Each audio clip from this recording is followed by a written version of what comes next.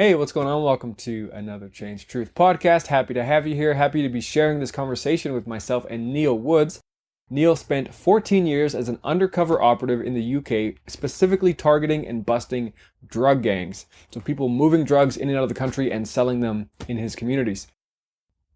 So after that, after he did those 14 years undercover, he also, was in the police force for 23 years in total. He finished as a detective sergeant, and now he's the chair of LEAP UK. LEAP is Law Enforcement Against Prohibition. So after working undercover for all those years and dealing directly with criminals and people using and selling drugs, he now believes that the way we tackle this drug issue, the way we deal with prohibition of drugs in our countries, is not helping. It's not helping anybody other than the criminals making money off this stuff. So we get into all of this stuff. If you're someone on the fence about how we should sort of regulate drugs differently, check this conversation out. It might change your mind, it might not, but Neil has a lot of good insights and a lot of great stories to share. So yeah, I'm just happy to be sharing this. Thanks to Neil for speaking to me. I really appreciate it.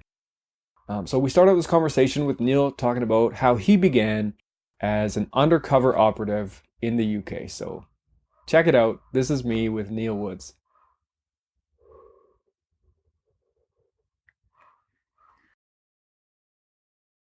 4 years in, I got an attachment to the drug squad. Do you have drug squads over there?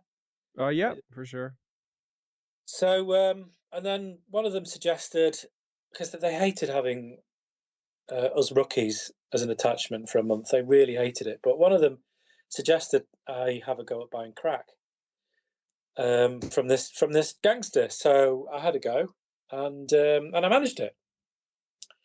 So that shaped the next 14 years of my life, really, because Hmm. that was that kind of sort of ground level basic undercover tactics didn't really exist in the UK. It just didn't happen. It was beginning to start. It was 1993. Right. Everyone was paranoid about crack cocaine. Everyone still remembered Nancy Reagan going on about it. Mm-hmm. There was lots of pressure in the press to do something about it. So there was a sudden, but you know, uh, expansion of that kind of undercover tactics, and that's what shaped the next 14 years. And of course, it was quite straightforward to start with. I mean, you had to be able to carry a lie, and you had to stay calm under pressure. But the pressure wasn't comparatively that bad, really. Hmm. But as the years went on, well, within 2 years, it was really difficult and it was really dangerous. Right. Because I see what you mean. Yeah, you the had to gangsters, maintain that what you began, but as you go on and you start actually busting people, I'm sure it becomes more sort of like people start being aware that maybe there's a cop in the mix or something. yeah, exactly. I mean, the gangsters got used to the tactics quite quickly, so they knew what to look for. So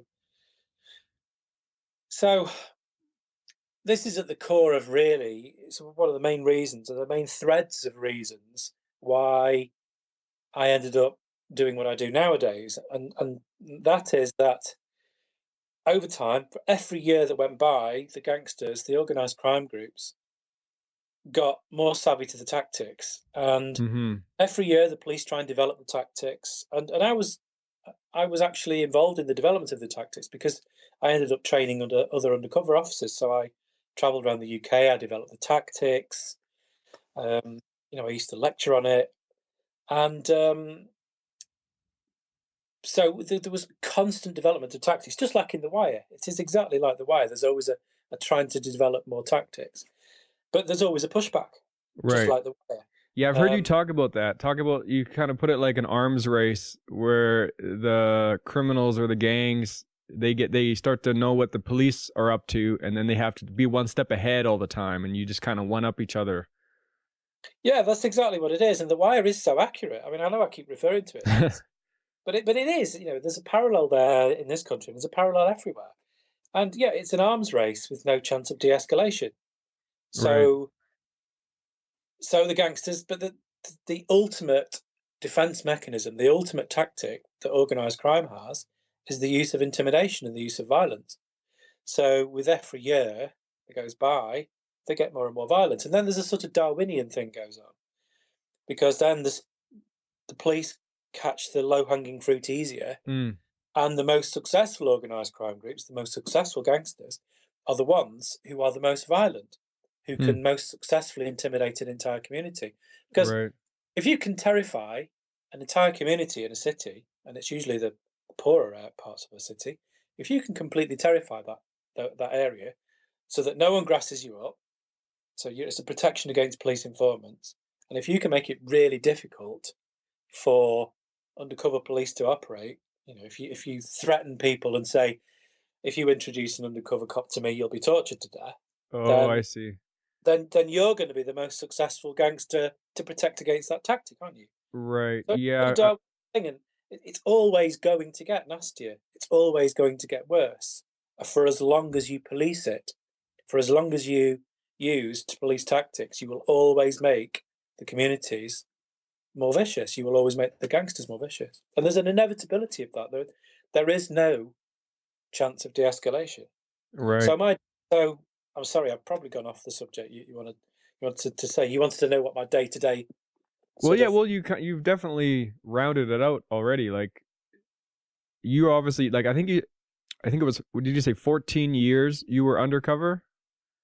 Yeah, I mean, it wasn't all the time. I would do 6 months on and then a Uh. few months off. So in between that time, I would be training, and then I was also a ground cover detective, so sort of normal detective work. But a lot of that time, I was involved investigating organised crime from a sort of conventional policing sort of way. Right. I see. So, I mean, what was obviously the goal? I would imagine is always to like you say you end up kind of getting low hanging fruit, but I imagine the goal is to try to make the biggest bust possible, right? To try to go after the people at the top, distributors or just the leaders of these gangs, right? Yeah, I mean, yeah, that was the idea. Although actually, the biggest ambition for the kind of work that I was doing was actually catching the middle management. Hmm. So the people who would run an area of a city. Um, and that's generally what I was successful at doing. And you would often use the intelligence gained from those kind of things to try and catch the person at the top. But it was more the sort of people who would supply to 50 other people.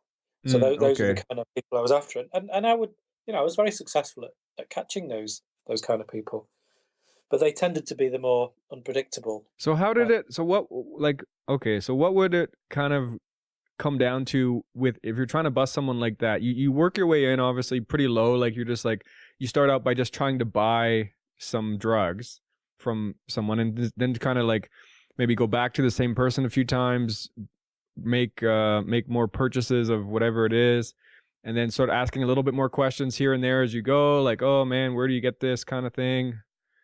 yeah, I mean, it depended on the target, and you see, I would sort of be dropped into a team who was my support team Mm-hmm. in a city. Say, for example, I worked in Leicester for 6 months. And the team of cops that I would work with, the local police, would a special pick for this team. They wouldn't be allowed to know my name, where I was from, Mm. and that was a sort of attempt at protection against corruption, which of course is involved with drugs. So Hmm. then I would sort of study the intelligence. I would find out about the targets that they wanted me to get into, and sometimes I would play a sort of mid-level scally. Do you know the word scally? Do you use that No. one? Oh, scally. It's like a sort of traveling petty thief. Okay. I Um, see. so sometimes I'd be sort of pretending to be a burglar, shoplifter, Oh yeah. Okay. and so sometimes that would give me an in because I would be able to bring stolen property and need to sell it, that kind of thing. Right. Uh, I see. that's sort of quite often a useful introduction to all manner of people. Oh yeah. Okay. But other times I would just pitch myself to be at the absolute lowest, sort of verging on homeless, really scruffy and dirty. Mm. Because the advantage of that is that you can network with the street life of a city, the sort of the homeless, people who would real problematic heroin users, Mm-hmm. because their network of information and it is incredible, and also they're far easier to manipulate as well. Hmm. And so I would pick out people, I would befriend people, I would woo them, sort of give them gifts of sort of Right. shoplifted goods that I said I couldn't sell, that kind of thing. And I would just befriend people, and then I would manipulate them into introducing me to various dealers. And then once I'd got lots of dealers sort of lined up that I'd got the evidence on, say I'd bought from them 3 or 4 times, then I would be picking the ones where I thought, where I deduced they were closer to the next level up. And so then I would try and perhaps make myself out to be in need of a weight. I'll come into some money. I need a larger weight so that I Uh, can oh yeah. split it up and sell myself. I want to set myself up as a dealer as well. And they love that because they love user dealers. Because user dealers always end up using too much. They build up debts. They have to sell more. They have to find more Oh customers. yeah. So gangsters love new user dealers. So sometimes I would pitch it so that I just needed a big enough weight to get myself an introduction up the ladder, and it was that kind of game And really. then And and then what information do you need to make a bust on someone to actually get to the point where you go in, like you just need like their location, and do you just need like firsthand proof yourself, or do you have to like record them saying something, or yeah, you have to have corroboration in order to get it to court, and that corroboration can be of all sorts. It can be just a photograph or a few photographs of them next to you, but hmm. really to avoid a trial, the safest corroboration is either recorded audio or visual recordings. So after I'd been working for a few months and I knew that someone was very comfortable with me, then I would make the decision to wear some technical equipment and record them while I was Wow. doing it. And then that would corroborate all of the previous deals as well. Right. So, but you wouldn't do that straight away. I mean, that's asking to get killed, really. Yeah, yeah. There's a decision-making process when to actually sort of wear that stuff. I mean, I've been stripped naked in the street. I've been searched loads of times. Hmm. It's I mean, I've been searched stripped naked at gunpoint. Wow. So you don't want to be having any wires and cameras on you when Right, like you said, the gangs or the gangsters would catch on to police tactics, so they would start to look for certain things and know how they were getting busted and things. yeah, exactly. It's and it doesn't take, they all go to prison, and the prison is an incredible network of information. Hmm. It goes in and out, but Right. people have got a lot of time to compare notes about what happened. Right. Yeah. Yeah. They're all part of a team. They're all part of organized crime groups. They're not individuals. Individuals don't survive in that world. So Right. yeah, they all communicate. Okay. So They you know so what's you going you worked busting these types of people for years and years, and I mean, obviously, early on, you were probably okay with what you're doing, and you were like, okay, I'm doing good. I'm cleaning up the streets. Da da da. But then obviously, you reached a point where you didn't believe in that anymore. So what led to, what kind of experiences did you have that led you to this other way of thinking about drugs in our cultures? Well, I mean, I made a few mistakes early on, and one of which was I was in this pub, um, and it was a proper den of iniquity. There were gangsters in there who were organising antique burglaries, massive car theft on an almost industrial scale. Hmm. It was an incredible place, and I was arranging to buy stolen cars and drugs and all sorts of things. But I made a daft mistake. I made myself out to be a connoisseur of amphetamine, Okay. Oh, okay. and I'm not at all. Right. So they So, called you on that, I guess. well, one of them brought me a present of some it, sort of this pink sticky goo, which was like ridiculously strong amphetamine. Hmm. And I'd just seen someone beaten to a pulp for a £10 debt, and I knew that the suspicion that was being aroused meant that I really had to take some of this amphetamine because they were expecting it of me, and it was horrendous. It Hmm. really was just dreadful. It was I didn't sleep for three Would nights. you smoke it? No, I swallowed it, Oh, okay. and I could almost feel the mouth ulcers forming as I sort of took it. Street amphetamine here at the time was about 5% pure. Um, and this was 40% pure. This was incredibly strong. Wow. So I didn't sleep for 3 nights. Uh, mind you, my house has never been as tidy. Uh, Right. but this sort of sent me on a path that I thought, well, I need to know my commodities better. I need to know exactly what I'm doing in terms of what I talk about. Right. And so I just got obsessive and geeky. I'm quite geeky about things anyway, but Hmm. I got quite obsessive about wanting to learn everything I could about all of the commodities. And this took me to a conference for Narcotics Anonymous. Now, I have mixed feelings about their philosophy in terms of drug treatment, but it was at a very enlightening enlightening conference, because this was before Portugal brought in decriminalisation, and they were talking about trying to lobby governments to um, send people who had drug problem not to prison but to Narcotics Anonymous. So it's Okay. quite forward thinking in terms of international politics at the time. Yeah. I stupidly put the question to them. Well, you surely that's until someone actually wants help. What's the point in that? Hmm. Sort of following the classic understanding that people only get help when they hit rock bottom and all that kind of rubbish. And the panel there said, sort of, one of them just looked at me like I was an idiot, and looked at each other, the rest of the panel, and said, "Is there anyone here who's not been dragged kicking and screaming to get help?" Mm. And everyone nodded, and this was a strange bit of understanding for me that actually you need to make the effort to help people. Reach out first. Yeah. Yeah, so that was one of the key things that made me sort of realize that my preconceptions, my previous ideas about drug addiction weren't right. And that I needed to challenge my own preconceptions, preconceived ideas. Mm. And so then I sort of realized that I didn't really need to know about drugs. I needed to know about people. And so I just obsessively spent time just talking to people and trying to understand all of the people that I was manipulating and getting to know. Hmm. And through that, I think I just developed empathy with the people I see. around, and some understanding, and then it sort of started to really hurt. Not hurt, but it was causing me doubts and really wore me down in the fact that I was manipulating these people and taking advantage of them, and this was causing them harm. Yeah. But I was taking the decision, and I was actually thinking this through, and I was taking the ethical, if you could call it that, ethical decision that although I was manipulating these vulnerable people and making their lives worse, that at the time the end justified the means because I was catching the nasty gangsters Right. off the streets. So well, this thought process went on for years, really. But only when I realised that,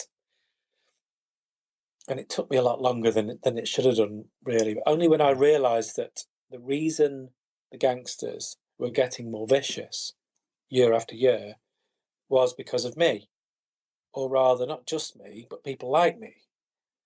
Hmm. So Okay. Yeah. once you realise that, then the end doesn't justify the means, does it? I Once see. Because it's not only futile; it's worse than futile. It's actually making things worse. But So you're all just of those, creating that fight because they know that now they have to protect themselves from people like you who are undercover who are trying to bust them. So they're escalating. They're creating more violence in their communities. They're intimidating the people around them and all this. yeah, exactly. I mean, I put gangsters in prison, well, drug dealers in prison for over 1,000 years in total.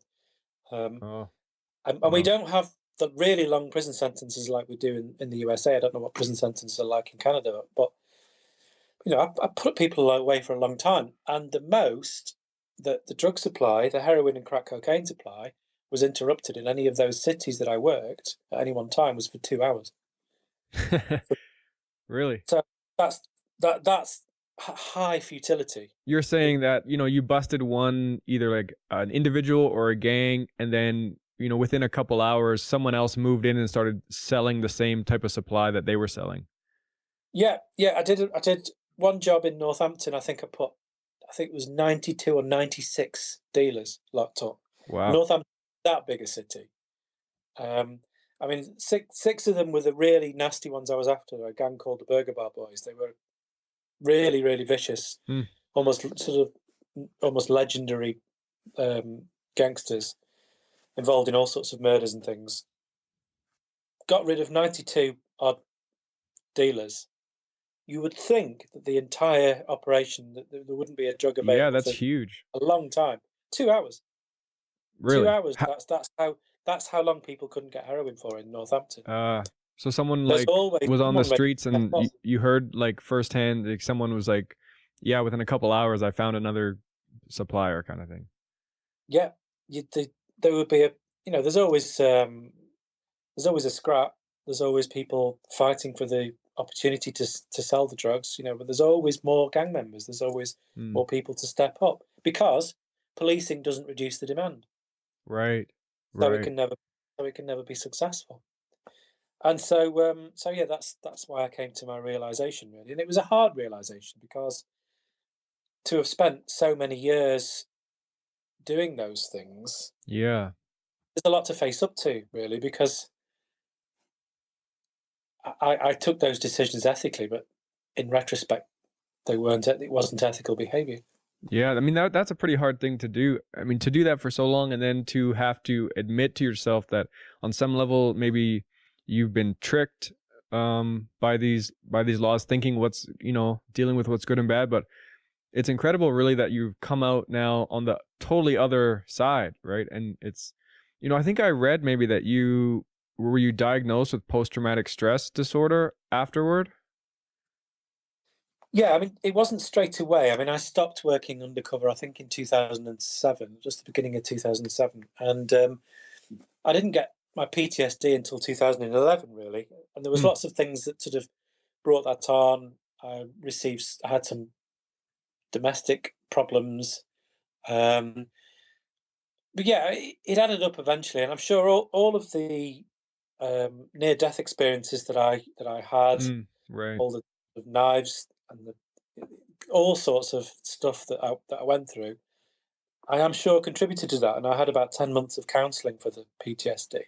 Hmm. Um, but the most significant thing that actually contributed to my mental state was something that I've just touched on, and that is the facing up to the ethical difficulties. Because I don't know what you know about PTSD, and the symptoms. One of the primary symptoms that I had was I would have intense anxious times where my thoughts would be completely dominated by a really intense memory, and I'd be stuck in certain moments of memory, Hmm. which it makes it really difficult to even think about anything else. It's almost you can't step away from that memory. Really, really intense, particularly horrendous when you're trying to sleep. Hmm. But it wasn't the knife to my groin, it wasn't the sword to my throat, or all the other various things that happened to me that dominated my thoughts. It was the people that I manipulated in certain moments. Hmm. Right.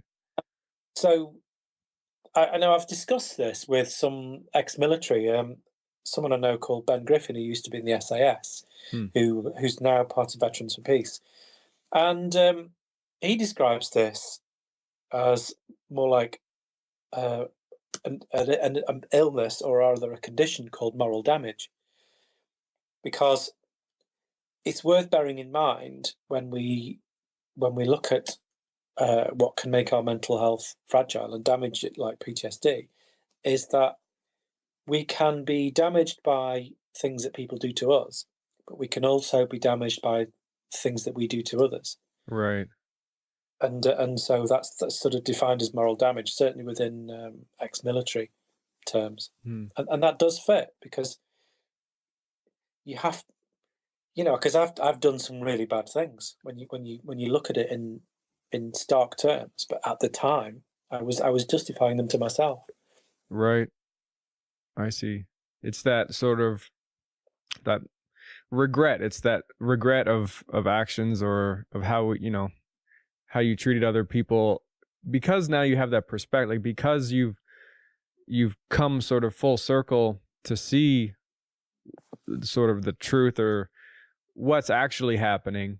And yeah, so I imagine like it's great that you're coming out on this other side to talk about this stuff now, because I imagine that it would be such a hard thing. And for other people who are maybe in the police force to try to look at things with that lens of what's actually happening would be very hard to do for a lot of people, not just in the police force too, but for a lot of people who are involved in what's going on with drugs these days. Like it's a hard reality to face that what we're doing isn't actually helping.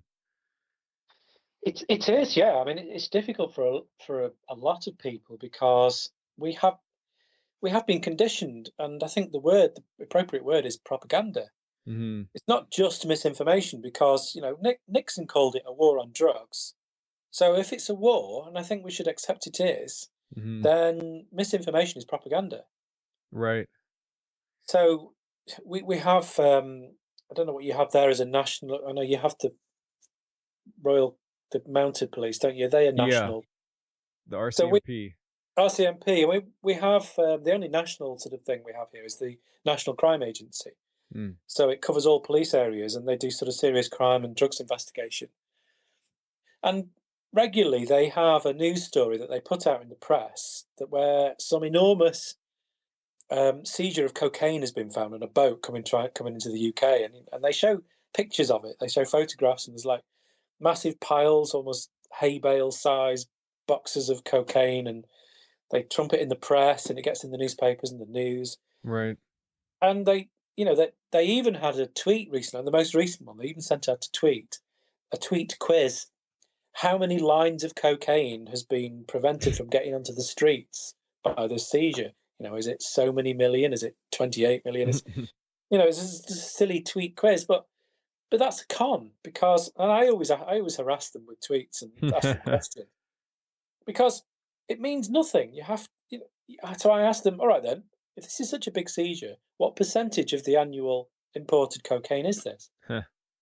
Because you can show me these big, pretty pictures of boxes of cocaine, but what does it mean? What's the context? Yeah. And they never answer, funnily enough, because I know, because I was privy to the intelligence when I used to watch, I used to study the international intelligence, the stuff that came from the National Crime Agency. And even by their own estimates, they never get as much as 1%. They never seize as much as 1%. Right. It's the same in There's North just America. so much. It's an incredibly high amount of drugs going in and out of countries. Exactly. And all those seizures are normal written off expenditure. They're normal losses to the business. Right. Yeah, they're They're already written expecting off. that's going to happen once in a while. Absolutely. It's just a normal losses for them. So they haven't prevented any drugs coming onto the streets at all. It's Right. just normal losses. But that's propaganda because everything else the National Crime Agency says, they catch a group of fraudsters, or if the local police say they've caught a burglar, then they've solved some burglaries and they've prevented some burglaries because Mm-hmm. there are relatively low numbers of burglars. So they're telling the truth. Right. But when it comes to the drugs, that's misinformation. It's not accurate. So that's propaganda. So Right. I see. it They're makes exaggerating the effect they're having. yeah, because they're not having any effect. Yeah. So It's let's difficult. get into that. Like, so, that's kind of where your background now. Like, people know if they're listening that, you've had a lot of experience working directly with the criminal gangs who deal in drugs, who are facilitating the selling of drugs underground, because that's the only way it's sold in our cultures. And you've come out on the other side thinking this is not moral. You're talking to people maybe who are on the streets addicted to things like heroin, finding out that they're addicted maybe because of traumas in their life or bad experiences I've heard you say, basically like it's not a criminal issue, it's a health issue kind of thing. Like it should be focused in a different way. So what do you think then? Like, I'll ask just directly, what is your theory or idea about how drugs should be dealt with in our societies? Well, it should have nothing to do with the police at all Hmm. because punitive measures have no benefit. They only cause harm, and they don't work anyway. They don't put people off using drugs. So it's entirely a health issue. And also, drug policy shouldn't be about the numbers. It should be about reducing harm Hmm. because trying to reduce the numbers doesn't reduce the harm. Right. So we need a fully regulated market. Now, I'm the chairman of LEAP UK, Law Enforcement Against Prohibition. I know you have some great members of LEAP in Canada. Mm-hmm. Uh, David Bratzer is a particular favourite of mine because he actually went to court over there. I don't know if you know the story of David over there. He No, I actually don't personally, no. he got prejudiced because he's a member. He's actually a serving cop in Canada, and Oh, he got some prejudice because of his membership of LEAP, and he successfully sued the police for the prejudice, oh saying that he wow. was allowed to have those views. So Right. that's pretty progressive. You wouldn't get that here. Yeah, I did notice like definitely most, there are a few, I guess, branches of LEAP, Law Enforcement Against Prohibition, in different countries, and most of the sort of open members are former officers. Yeah, because it would be impossible to function as a in this country. You just couldn't do it. No Hmm. one would do it because they'd get sidelined. They wouldn't be able to progress. There'd be all sorts of prejudice, and the people are just, at the moment, it's just too much of a scary thing to take on. And I'm sure it's very difficult in Canada as well, which is why I admire Hmm. Yeah. people David over there. But yeah, I mean, LEAP is established in 20 different countries now. Right. Obviously, it started in the United States, which is fair enough because they gave us this war on drugs in the first place. It's really great. Like it's just amazing.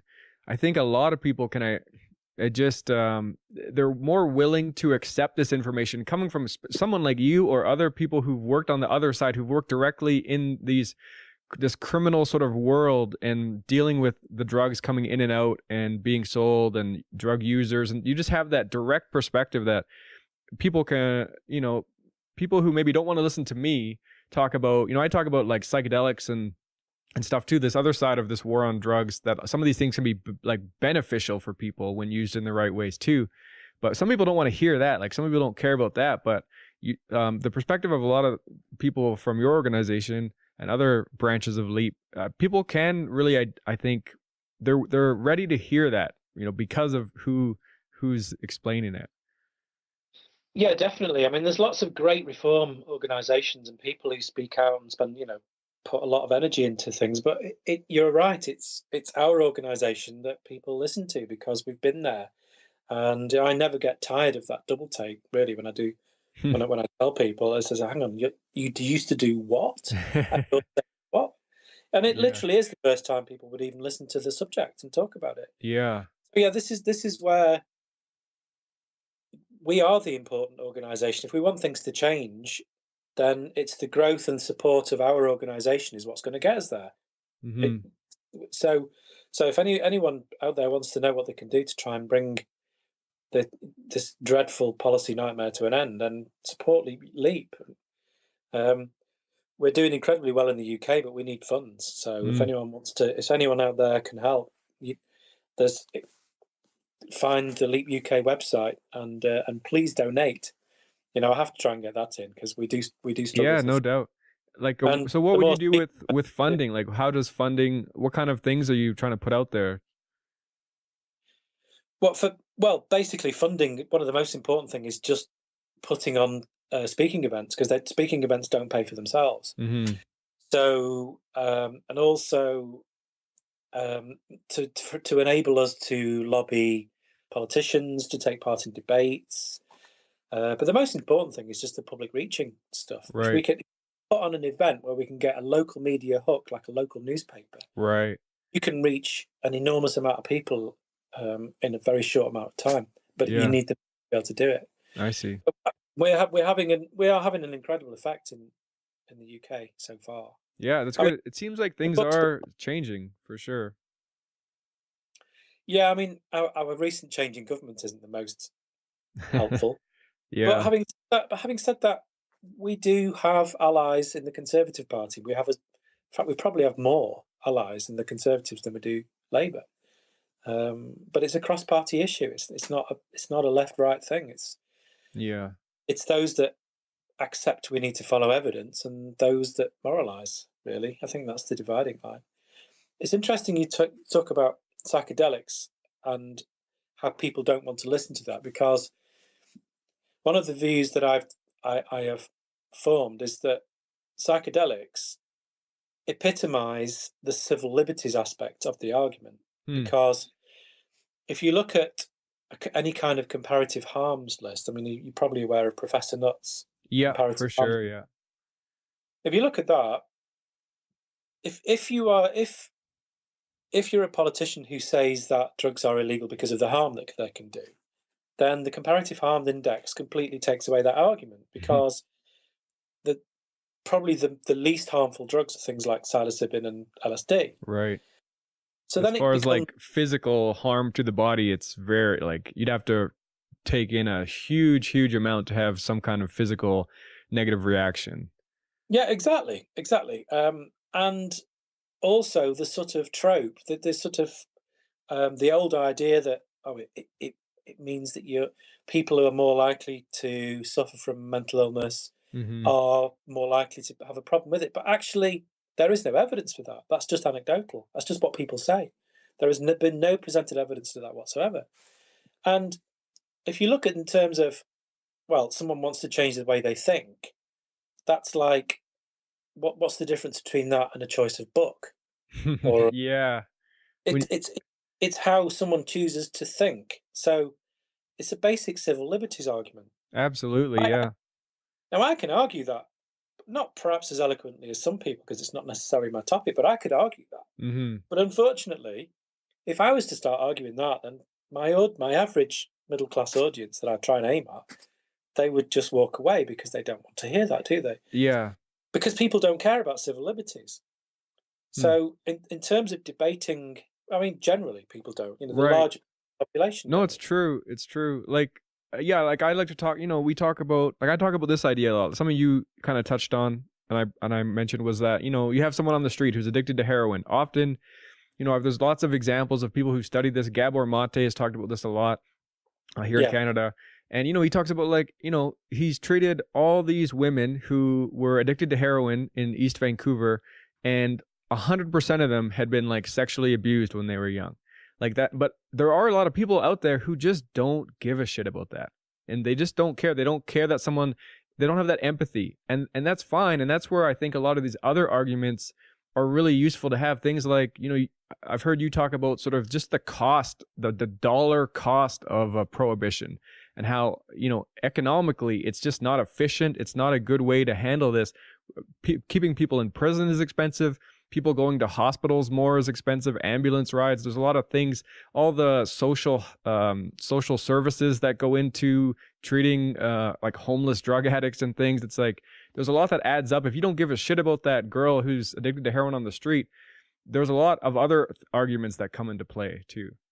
yeah, there are definitely, and that will work for some people, but there's actually a large demographic of people that would actually be turned off by that argument. And Right. and and, and this is really counterintuitive, because I study the framing of messages wherever I can, and I learn from people where I can about these kind of things. And there's an enormous demographic you can actually turn away by overplaying that, Mm, because what brings into play is someone saying, "Are you suggesting I care more about money than people?" right. And there's this sort of counterintuitive reaction that you get from people. But actually, one of the most important ways to sell this social reform issues is to present the issue as having an inventive solution to it. So, but that's really difficult. It's really difficult. But another way, of course, is to point out the security risk. So Mm, the growth of organized crime, the empowerment of organized crime, right. kind of things. Yeah, But definitely. I talk about that a lot. Like that's definitely one of the main things I talk about with people just in person when I'm talking about these issues, which I end up doing a lot just in my personal yes, life. I But know that for feeling. sure, just like comparing it to when there was prohibition of alcohol in the States and these huge organized crime, like was Al Capone, I think. These people became huge because they had all this power from selling alcohol where no one else had the right to do so, and they controlled it all. And it's the same thing now. We're just giving criminals power by saying you're the only ones who can sell this stuff. Yeah, absolutely. But it's and one of the most useful stats from prohibition in the 20s and 30s is that for every year that prohibition was in place, is it 13 years, I think? For every year, the murder rate dramatically climbed every year Is that right? up until 1933. If Mm, you look up a graph of it, the graphs are there on one of the first searches in Google. It's incredible, the incredible rate of climbing. But then the year after it ended, it dropped by 50%. 50%. What more evidence do you Yeah, need? yeah. But God. there is a modern comparison as well. This doesn't quite work in the UK or Canada, but it works really clearly in terms of evidence from the United States, in that from 1971, Nixon's declaration of the war on drugs, in about 1969, the USA had a 90% detection rate for murders. 90% of murders were solved. Okay. Within 18 months of Nixon's declaration of the war on drugs, it dropped to 64. Hmm. And it hasn't climbed above 65 since. Hmm. So what do you think that that's from points all to? well, that's basically, it's a combination of factors, but the most important thing is that an enormous percentage of murders in the United States are drug gangs. Right. Who are And drug protecting related, themselves and who are protecting good at themselves. not getting caught. Exactly. And also, there's this enormous investment of police time and resources into investigating drugs offences. Right. And they measure success by catching drug dealers, then there's less resources in comparative resources going in to investigate murders. And it's even more shocking when you consider that over this period of time has seen the biggest development in forensic science ever. Right. Yeah, yeah. That's another factor Nin, to, nin, if that nin, percentage is still that low, it's kind of amazing. it's incredible. You've got DNA, you've got ninhydrin fingerprint testing, you've got fiber comparisons, all of the stuff that Right. it's just beggars belief, really. This is clear evidence that it's just carnage that we're causing. It's the Wild West we're creating Yeah. or have created.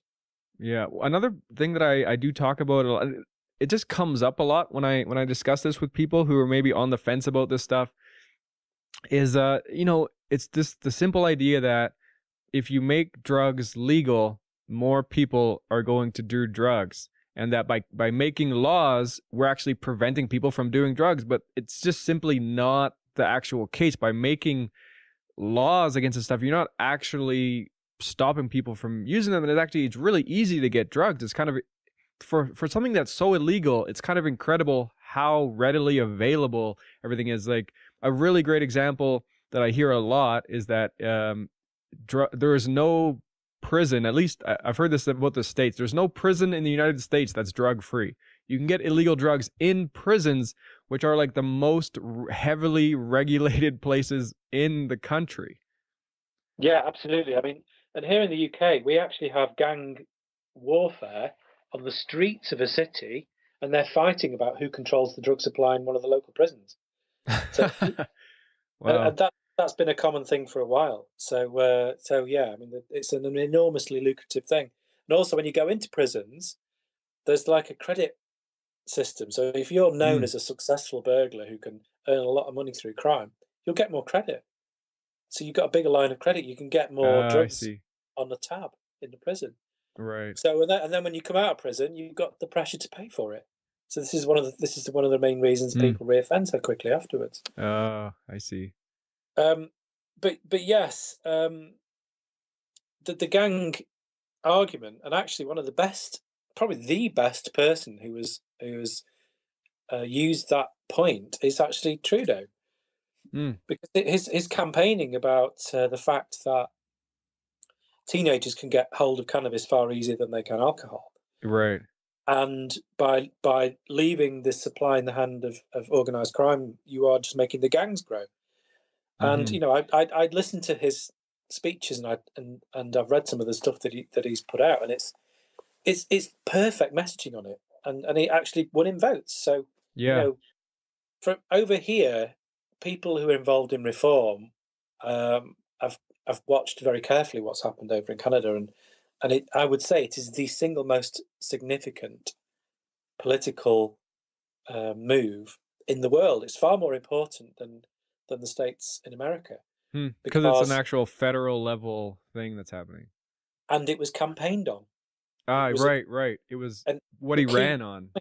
is what he ran on, and he won votes for it. Right. And for people who What? don't know, maybe like international audiences, you're talking about Justin Trudeau is the Prime Minister of Canada, who has basically promised to, in some way, I don't know if it's going to be just decriminalized, or it feels like it's going to be sort of regulated in some kind of legal Well, yeah, recreational he said capacity.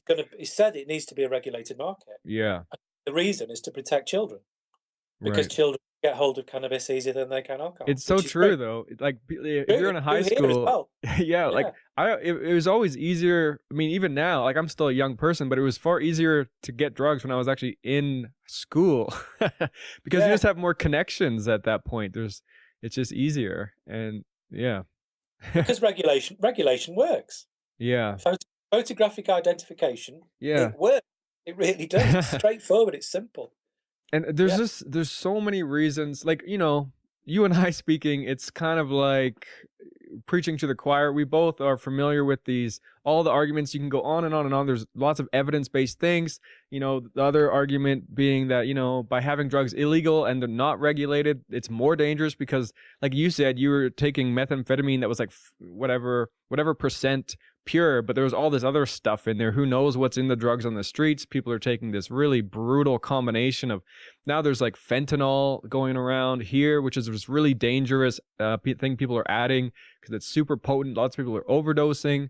So by regulating this stuff, there's all these great arguments, but at the end of the day, it does really seem like it doesn't matter. Like the facts are there all day, but it doesn't necessarily create change in itself. Like it's more needs to be done, I suppose, in just educating people and making people care about these issues so that they actually want them changed too. Yeah. yeah, absolutely. You touched on one of the most important things about the East Vancouver women. That all of them had been abused as children. Well, any drug counsellor in the UK will tell you at least 2/3 of problematic heroin users Hmm. are self-medicating for childhood abuse, either sexual or physical abuse. Right. So we're literally punishing people for having and traumatizing them because they're trying to cope with trauma. Yeah. It's actually really sad when you think about it.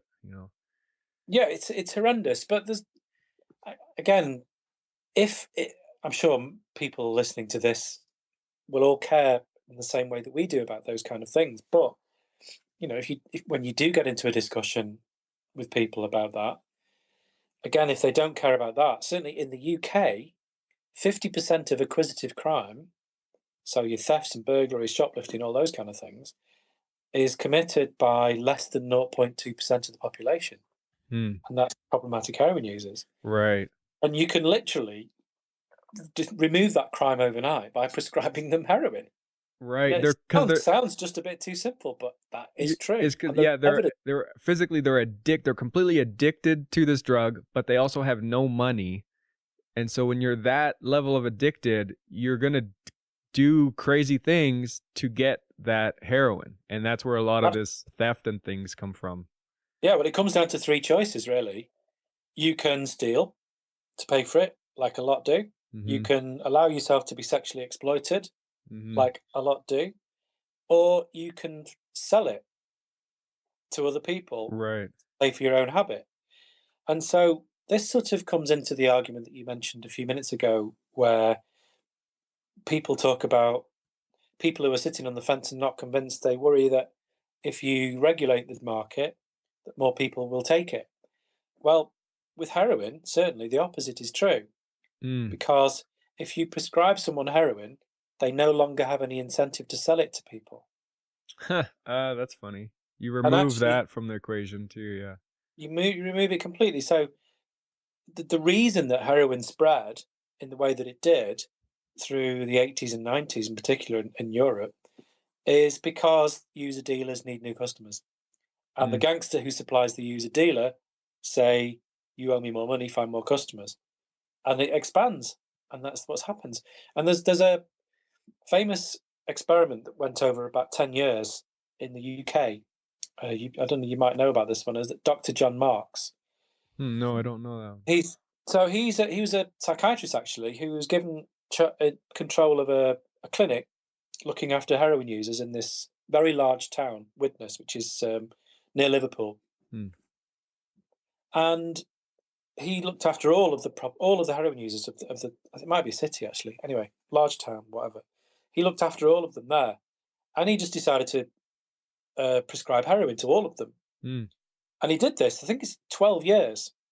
And at the end of this 12 years, he wrote a report which he thought was going to change the world.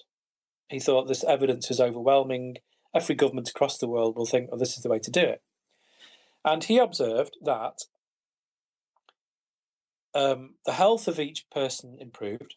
Lots of them managed to get off heroin because once you've got the drug supplied, then you've got space in your life to think of other things. Yeah, that's part of it too.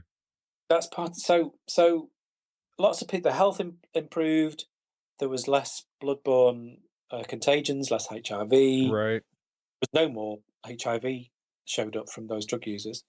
So the health improved. Everything improved. The local police recorded a 93% drop in acquisitive crime. 93%. Right. Okay. The local Marks and Spencer's manager, which is a big posh shop, gifted £2,000 to John Marks's clinic because their shoplifting had disappeared. They got none at all. But the most important statistic at the end of this experiment is that over those 12 years, he had no new customers. Not Mm. one. Not a single one. Yeah. Because all the gangsters had buggered off to Liverpool because they had no customers. And none of them had any incentive to sell heroin. And this is over a period of time in the UK where there was an Wow. absolute heroin epidemic. That is incredible. Wow. It is incredible. So Switzerland, as the only country that obviously read the report and took it in, because that is what informed their policy, and they prescribe heroin, Right. so they have less crime. But the US government heard about this report, put pressure on the UK government, and he got shut down. Wow. Couldn't find any work, got completely ostracised, and actually had to emigrate to New Zealand. Wow. So That yeah, it brings up like yeah, man. There's a few things I still want to mention, but that brings up this idea that maybe you could share your opinion on. But I just wonder at what like this stuff being illegal, despite so much evidence that it shouldn't be, it points to there being like a level of corruption somewhere. Like it feels like it can't just be ignorance that this stuff is illegal. You know what I mean? Like, I don't know if it's because some level of government is involved in selling this stuff on some level, making money off this or something along. But I mean, do you believe there is some kind of corruption going on that is keeping this illegal, maybe from pharmaceutical companies, or I mean, who knows? I mean, there is corruption by drugs money, and I've seen it. I've seen it up very close. But I don't think it's actually at a political level. Hmm. Having spent a lot of time speaking and debating with politicians, it's a combination of moralizing, the belief and faith in the system that if we ban something, that deals with it, Right. and almost a refusal to believe otherwise. Right. But it's moralizing. It's moral judgment. It's the idea that we as a society should decide how people live, Hmm. and maintaining this idea that doing that is dirty and wrong. So it's sort of, and there's also an autocratic aspect to politics as well. There's the view that government should be deciding how people live, Right.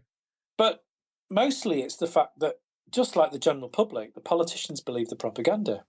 Yeah. So do you think it's mostly People that? Mostly people are just sort of naive to the how it's actually working, and they just believe what they've been taught and told their whole lives, which I mean, fair enough. It's been around for a long time, so people are pretty brainwashed, I suppose. They are, and there's willful ignorance as well. You know, there's plenty of people that just, I wish they weren't so apathetic about it. Mm, But right. yeah, there's a very strong moralizing aspect to it, and that's still the worst. That's still the biggest problem.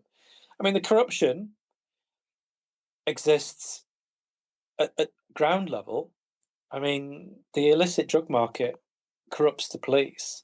Right. Yeah, there I, is, when we talk about like drugs in prison, if drugs are in prison, they're based on there's corrupt guards. There's corruption somewhere along the lines to let drugs in. Like there's definitely corruption. It's just whether if it's all the way at the top when we're talking about governments and stuff. Maybe not. I mean, I'm sure there is. I mean, internationally, there's over 350 billion pounds um, into the illicit drug market. Hmm. That's the profit internationally. In the UK, it's 7 billion pounds a year. Yeah, it's a lot of That money. So it's hard to that believe that powerful people aren't, putting their hands in somewhere along the lines there. yeah, you're possibly right, but it doesn't have to be. You don't have to look for a conspiracy, or you don't have to look for willful corruption for that money to have corrupted society, Hmm. because that's an enormous amount of money to for the people who are earning the most from the illicit drug supply. They Hmm. really can do all sorts of things with that money by legitimate means, which Right. still corrupts the system. It Right. doesn't have to be a politician taking a backhander in Hmm. order to make certain decisions. Corruption can be subtler than that, I think. Right. Uh, Through like, paying like, banking, and all sorts of things. yeah. And I don't know. I asked the question, but I don't know either. I don't know if what level of corruption is at play or what. It just No, seems, I don't. as someone who's looked into this for years now and really started championing this cause here, it just seems so crazy that this stuff is still illegal. And so the level of craziness just makes me think, trying to come up with some kind of solution or some kind of story that makes sense as to why this is still illegal. Like, it just seems too crazy to just be ignorance, or it's just, yeah. Yeah, I mean, to be fair, if you look at Mexico, which is literally a narco state with Right. almost with literally perfect corruption, then any politician who actually does speak out against the current system, they get their name smeared by other corrupt politicians. So yeah, I mean, we're all on this. We might be the thinner end of the wedge, but we're all part of the same wedge, and we're all going in that direction. Right. So that sort of suggests that what you're saying is true. That there has to be uh, bigger, specific corruption in political circles. And all I can say, I'm very pessimistic for that. The longer the war on drugs goes on, then the more corrupt things will become. And of Right. that, I have no doubt at all. Yeah, like from what you're just like what you're saying before about just the crime and everything around the war on drugs, it really, that's why I do believe, like, because of all the things at play and this idea that some of these psychedelics can help people with things like post-traumatic stress and all this, but all the other stuff too, all the crime that goes along with this prohibition of drugs, it really feels like the by far the biggest issue that is negatively affecting our societies, our communities. It really, to me, feels like the number one thing. I don't. There's a lot of other issues, people could talk about, the environment and all this stuff that, you know but I do feel this is the number one that'll create the most positive change if we can make a change here in these policies. Yeah, I totally agree with you. I totally agree. It is the most important social issue Hmm. of our times. It really is. I've got no doubt about that. So It, how it do you impacts it impacts on everything. how do you think then, like, we're talking about, the work that you're doing with Leap, like going into communities and having little events to have speaking thing, do you think that this is going to change by educating the public, or do you think it's going to be more like educating the lawmakers, educating the governments and things like that? Well, both. I mean, Leap UK, we spend a lot of time with political advocacy, and we meet special advisors to ministers, Mm. and we do have some good success. We debate and we do change people's minds. Um, some of the positive meetings, for example, I met the special advisor of a government ministry. The minister's not in post at the moment, but they were a couple of years ago. And from that meeting, the most negative thing that was said when they conceded all of the points that were made was that, okay, because we were discussing just cannabis as a starting point. Hmm. They said, okay, I see all of your arguments. You won the point, but tell me, why would we do this now? Right. So if Yeah. that's the most negative thing you can come out of a meeting, that is the cause for some optimism. Mm. But so I mean, my argument was that because harm is only going to get worse, but it's still not going to persuade a politician because a politician knows they won't do anything unless they've got the support of the public. Yeah, right. So So maybe it's you both need then. it's both. It's both. You've got to prepare the politician to make the decision, but they're not going to make the decision unless there's support. I know that frustrates me so much because it's like, God, can anyone just have some balls? Like, can anyone just be strong? Like, can we have some leaders who will just step out and really? I mean, I guess Justin Trudeau is at least doing it with marijuana, putting himself out Absolutely, there. and obviously that's going to be the first one that goes. Yeah, It's going to be the first one. You know, you can once you've got the evidence of that, then you can work with other things. So cannabis on one, and heroin is the other one that will go as well, because medicalising heroin is such a no-brainer in terms of reducing crime. right. Well, yeah, So, heroin's so funny. I mean, because we actually already use it. We already use opiates as painkillers in hospitals. Doctors prescribe morphine and things, which is heroin. It's just, yeah, it's really silly how we can make one version illegal and the other in hot, like, yeah. it is. It's crazy. But so yeah, the other thing is changing the public's mind. Now we've had lots of success here in the UK because of my book has been a great thing. Mm. So you know the publicity for that and the newspaper interviews and things like these podcasts. Yeah, what was it's a good cop, bad war, right?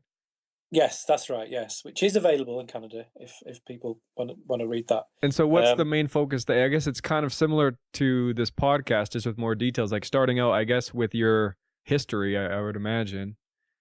yeah, I mean it's a memoir. So all of the times when I've had a sword to my throat or a knife in my groin Hmm. or all of those kind of things. There's some scary events in there, and people. So certainly in the UK, some people have been quite shocked by it, but that's because it's a whistleblowing book, Right. and people. And certainly in the UK, I'm public enemy number one here in the covert policing world Mm. because you know I'm letting the cat out of the bag and I'm telling people what people aren't meant to know. So Yeah, I was gonna mention that, like when we were talking about people stepping out and just talking about this, like I do get it. Like I understand for some people who maybe when I talk about psychedelics, I bring this up. Like, oh, some people do have experiences. Maybe they went down and did ayahuasca in Peru, or they have used LSD and enjoyed it. But they're just in a situation where it's very scary to come out publicly and talk about these experiences, or because people fear losing their job, or whatever it is, they have family members to feed. And for you, stepping out and being so public for a lot of different reasons is yeah, I'm sure it took a lot of courage and a lot of like thinking initially, because not only like being the public face of ending this war on drug and all this, but also because like you were undercover busting gangs of criminals. So at least people go by going public, you're really putting your face out there in that sense too. It's a lot. yeah, I mean the thing is, I used to take risks to do what I believed was right then. So for what risk there is, I'm sort of duty bound to do what I believe is right now, Hmm. if that makes sense. Yeah. So I mean, I'm duty bound to do it. But having said that, I mean, I'm not overly worried because because gangsters do the things they do, and they are violent and intimidating as part of their business model. Hmm. They do it to protect their business, as it's a business decision. Okay. Yeah, I see. So revenge for me on me for the things I did, it's all risk with no gain, and there would be a great risk. Right. You're not out there busting them anymore. So what would they have to? Exactly, yeah. I mean, that's, I suppose I suppose the biggest risk to me would be if suddenly, over the space of a couple of weeks, people really started listening to me and talking about like, yeah, look, he makes sense. Let's change policy. Maybe Right, then because then their business is going out. yeah, because let's face it, the people who most want the status quo are the gangsters. Yeah. Right. Oh, and some politicians. Yeah, that's an alliance, isn't it? Gangsters and politicians want to keep the way things are. Yeah. Well, it's funny. Yeah, like talking about like sort of what you mentioned before of like legal means to sort of influencing these things, and like talking about maybe groups like lobbying against certain things. And you see it a lot from like the alcohol and tobacco industries too. They don't want these drugs to be legal because there goes a lot of their business. So you have a lot of pushback from like the alcohol industry. Yeah, you do. And actually, you mentioned corruption. I would class this as corruption, to be Mm. honest, of a sort, because there's a famous example. Now, you're probably aware of this if you read Professor Nutt's book, "Drugs Without the Hot Air." Brilliant, brilliant book. Um, there's a famous one of the early MDMA deaths, ecstasy deaths Mm. in the UK. A girl called Leah Betts. And there was an enormous poster campaign on like bus stops and all over the place, showing the picture of her on life support. Oh, Really shocking photograph, and everyone recognised it as being Leah Betts because it had been in the newspapers. right. And so there's this massive campaign. You would expect this to be some kind of government campaign against drugs, wouldn't you? But that was paid for by the alcohol industry. Wow. This enormous poster campaign, and that was because at the time, in the early 1990s, alcohol sales were dropping because of the rave culture, because of the dance music scene. Wow. And so they saw it as a competitor, and it was just a business competition thing. And that Jeez. I would call that a form of corruption, Yeah, and really. even those like that the drugs in the rave scene were illegal at that point, right? Oh yeah, yeah, So totally. even then they were big enough competition. Like that's that should speak to this prohibition not working, you know. Yeah, and then of course there are stats about less young people dying from overdoses of alcohol as well at the time, Hmm. Right. because MDMA is less likely to kill you than alcohol. Yeah, there's a lot of cool stats coming out too now from some of the states that have legalized, like Colorado legalizing marijuana. How it like decreases drunk driving and all this other stuff. Yeah, the stats Yeah. are definitely in ending the war on drugs favor for sure. Oh God, the evidence is incredible. I mean, it's So that, it really does come down to just education at this point. Really, I mean, I don't know what else to do. That's about all we can do, right? well, I would suspect that most people, the majority of people who are going to tune into this are already converted to our way of thinking. Mm-hmm. And people, and a lot of people listening will also be quite passionate about it and wondering what they can do. Mm-hmm. Well, those of us that have the knowledge and can debate this, we can all try a little bit harder to spread the word. You know, we can use social media, we can raise the issues, but we, if we, if please follow Leap UK on social media and share our tweets and share our Facebook, and because the more we spread through social media, bit little by little, we spread it. Mm-hmm. I know it sounds a little bit like a cynical plug for a book, but um, we're about to send out a social media sort of meme campaign to try and persuade. Do you have the SSDP over there, Students for Sensible Drug Policy? Oh yeah, yeah, definitely. So we're going to ask our allies in there to send out this meme so that to say, well, if you don't know what to buy your parents for Christmas, then buy this book because it reads like a thriller and it will change their mind. Hmm. Ah, So yeah, yeah. bridge the generational gap. Now, I would say it sounds cynical, but I should point out that I'm actually quite an extreme introvert, and there is no way I would have wanted to write a book and go into public and actually have to meet loads and loads of people. So I assure you that I wrote this book for for campaigning because I Hmm. could have had an easy life, Well, really. and speaking of memes and whatnot, that is, I mean, that's how we educate people. Now, like, that's the fastest, most direct way to talk to people, especially young people, for sure. But to spread these ideas is through memes and through social media, Twitter, and all this. This is how people get information now, and it's quick. Things can spread really fast, especially if people do start sharing this kind of thing more with their circles and being more open about this stuff. Absolutely, and there are so many people out there who are really good at making memes. So please, anyone out there, make some. But make some about the book or about Leap UK or about Leap Canada. Make a meme about David Bratzer or the other Leap and Canadian Leap people. And you guys also do a podcast. I feel like it's called Stop and Search. Is that right? It is Stop and Search, yes. It's quite an unusual podcast in that most of them we record in front of a live audience. Oh, right, yeah. So we have a panel of three people and the host Jason Reed. Now, Jason Reed, some of the people out there might know because he is the UK producer for the film The Culture High. Okay, yeah, that was a Which, really great great it's movie. a great film, mostly Canadian production, but the Mm. UK production was Jason Reed, and he is the host of the Stop and Search podcast. So, Okay.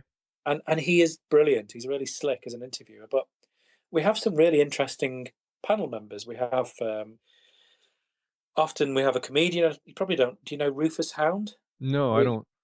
he's a brilliant, really funny comedian we have over here. He's on one of them. So we have a politician, comedian, journalist, I and it see. makes a really, really good panel discussion, and the audience get involved as well. So yeah, it's great. It's really good. So And we get is really that good.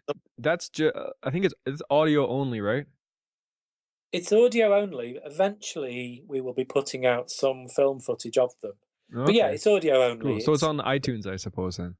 yeah, Acast and iTunes. And for those of you out there who know their hip hop, we are hosted by a hip hop artist called Scroobius Pip. Oh yeah, I've heard of him as well. Oh, brilliant artist! But he's got this enormous podcast that's really successful, and so he hosts us on his sort of Oh, network okay, I see. called the Distraction Pieces Network. Well, that's awesome. Yeah, I hope people check some of that out for sure. And I think I might pick up that book to be honest too, just because it sounds really interesting, and just getting that firsthand experience on that level is sounds pretty cool. And so I imagine by the end of the book, you talk about some of these ideas too, then about the prohibition not working and this kind of thing too.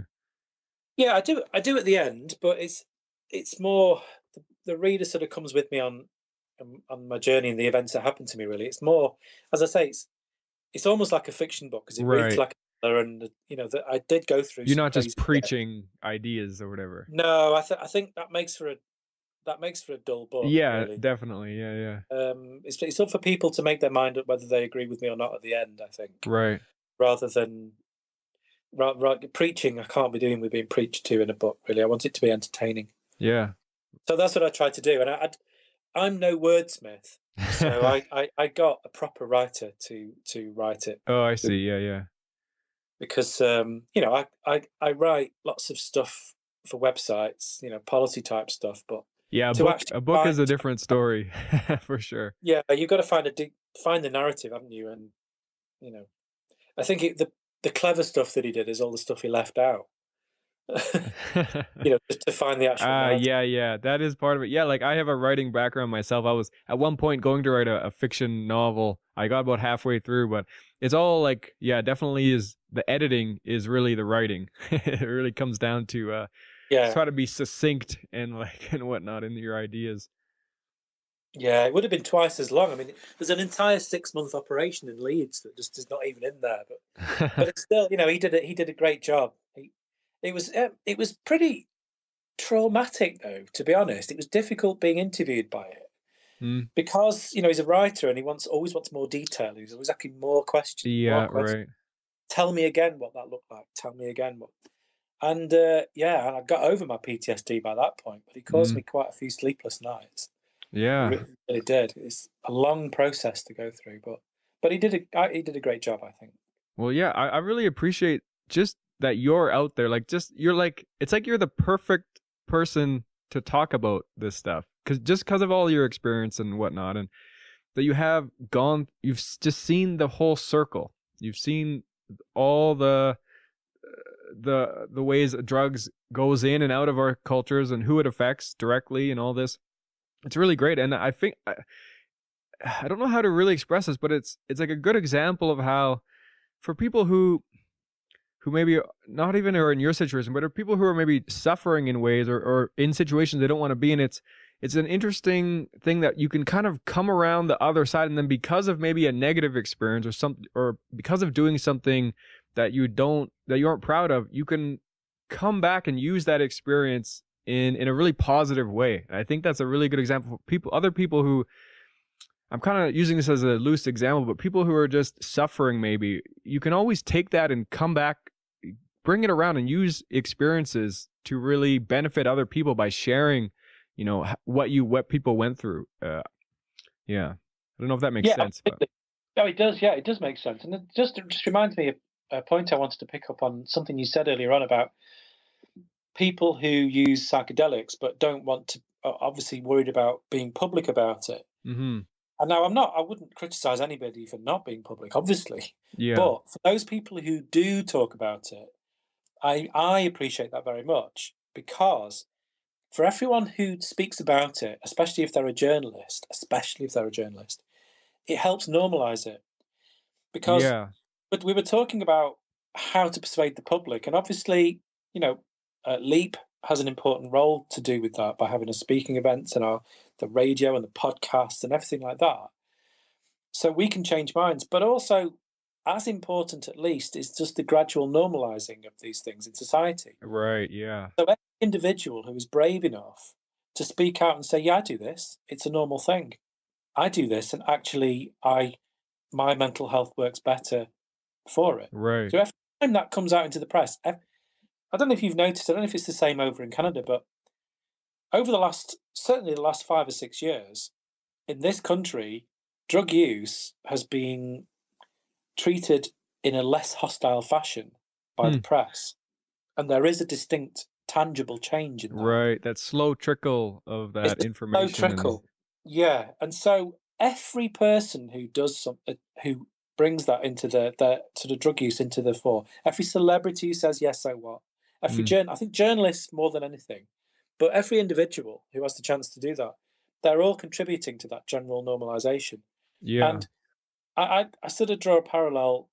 It's not a perfect parallel, but it's a good one to bear in mind. Is there was such prejudice against homosexuality, and homosexuality was illegal. And Yeah. we look back on that now and think, what a bizarre Mm-hmm. thing that a normal behaviour can be illegal. It's Yeah. just, Yeah. but okay, yes, there were campaigners, there were people who campaigned for the civil liberty and the rights, but society just sort of shifted. It's like people went, oh, okay, Yeah. some people are gay, and it was an almost there's this almost non-tangible way that happened. Yeah, I draw that comparison a lot, mostly in just the sense of that coming out of the closet idea that was such a popular idea for gay people at the time, like just that coming out about it, and I feel like it's very similar with a lot of this psychedelic stuff. Whereas the more people who just come out openly and discuss it, just the more it trickles in and the more effect it has. And and I would say more so with psychedelic use than other things, because psychedelic use tends to be, I mean, not in every sense, but in the way that it's discussed, it tends to be in intellectual terms, doesn't it? Yeah. So it's a sort of different aspect of drug use. Now, there's a brilliant society in the UK called the Psychedelic Society, Hmm. and they've only been around a couple of years, but they're really, in terms of social media presence, they're huge. And they do speaking events which bring numbers in that we could only dream of. And with Lee, they're really, Yeah. really good. And they're raising their profile very well. They have good speaking guests. But they had this event, which is sort of modelled on a gay rights event and civil liberties event. And they based it on the sort of rainbow flag tradition of the gay rights movement. And they basically spray painted their hands in bright colours. And so it's like they sort of mimicked the black glove thing of the Black Panthers for the black Mm. rights movement. Right. You got these photographs on social media of like 100 people in the street with a hat, with a Oh, fist cool. hat, but spray paint, and that's just brilliant. It's innovative, Mm. it's intellectual, and it contributes to the sort of normalization of it. Yeah, I think I discussed this with someone else. Another young man who has a podcast similar to myself. His name's James Jesso, and I talked to him, and we started talking about the fact that we both have podcasts talking about these things, and it became clear that one of the things that we're doing is just sharing this language for people who even maybe don't know how to talk about this stuff. We're actually just sharing this dialogue so that people can take in this language for how to describe experiences in a way that is maybe easier for others to understand and makes more sort of rational sense. Or I don't know, just sharing the language a lot, whether it's just talking about studies being done on PTSD with things like MDMA or things, but putting that out there just helps facilitate that dialogue to take place between maybe people and their family members or whoever it is. But a lot of that is, it's just sharing how to talk about it. Yeah, absolutely. And knowledge is power, isn't it? As well, it Yeah. empowers people to have that discussion. Yeah, it's a great thing. So what you're doing is a very important part of that normalizing process. Yeah. Great. Well, I think that's about, I mean, all I've got for you, unless you have any other final words that you want to say about any of these subjects we've touched on here. But we pretty much, I feel like we covered pretty much the full gamut of all the aspects of this war on drugs and why it needs to change, you know? Yeah, I think so. But I mean, I'll finish with, if you've got time, I'll finish with a short anecdote, if you like. Absolutely. Yeah. So I talked about, you asked me how I went about my business. Well, sometimes, as I said, I dressed really down like a homeless person to try and network with those kind of people. Hmm. And in one operation in Nottingham, I'd been meeting this gangster, and I set off along this long road. It was about a mile long, because I knew I was meeting him on the other side. I was going to be meeting him in a taxi, which is a bit strange. But anyway, I set off, and I'd been on the way to being dropped off there by my support team. I was really smelly. The clothes I was wearing, it was really hot, and I'd been dirty, and they were just taking the piss out of me and laughing at me, saying, winding the window down and saying, "Oh, you're disgusting." And I did. I looked a real mess. I looked at my absolute worst. But anyway, I went along this road, and this is about 1:30 in a fairly sort of big house residential area in Nottingham, but it was just on the edge of the red light area. And it's 1:30 in the afternoon, and as I'm walking along this road, I hear this voice that says, "Sex for sale." I Hmm. thought, 1:30 in the afternoon, I know it's the red light area, but that's quite brazen. So I carried on walking, and the road sort of bends round, so I couldn't see what was ahead of me. And I heard again, "Sex for sale." And I kept walking, and I heard it again, "Sex for sale." And eventually, as the road curved, I saw this young lady. And as I walked towards her, she looked me up and down, and obviously I was looking a state, but she looked me up and down and said, "Cheap? Sex for sale?" Hmm. Now, I walked past her, and I went to meet the gangster. Anyway, I went back, and the police, the rest of the cops that were on the team, I told them this story, what she'd said, and they all laughed. They Hmm. all laughed at it, and I used this story when I trained people. Um, they all laughed. I gave talks and lectures, and wherever I told that story, everyone always laughs, Hmm. and I laughed along with them. But when I look back at that, um, she was not as old as 21. I would say Hmm. she was 20 years old.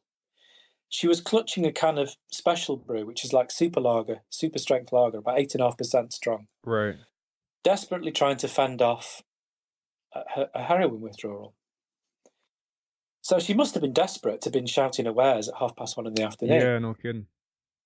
And so this is one of the things. This is one of the main stories that I try and tell people, because I walked past her, and I was the representative of the state, and I represented an enormous amount of resources as well.